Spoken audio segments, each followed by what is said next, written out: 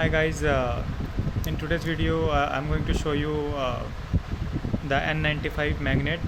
Its dimension is 20 by 10 mm. So as you can see, it's look very cute and very nice, but the thing is it's very delicate. So when I try to take it apart, it just gets snapped. So as you can see, it's broken now. So I have ordered 10 for around 420 rupees, I think, and 6 already got broke while just taking apart. So that's really fragile in nature, but it's really strong. So do mind that when you are ordering it. I have placed a return for this. I don't know whether they will going to return it or not, but it's very delicate product, and I don't know whether it's a duplicate one or it just the way it is made. So that's my experience with this magnet, and it's really powerful. I'm not able to like take it apart by using my only one hand.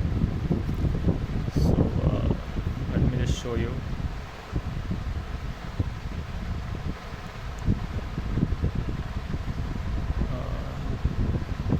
It's really shiny, and if we see the material inside, it's, I don't know, it's kind of cementic or similar to that. So I'm not satisfied with this. I have high hope on for this, but man, that just got broke.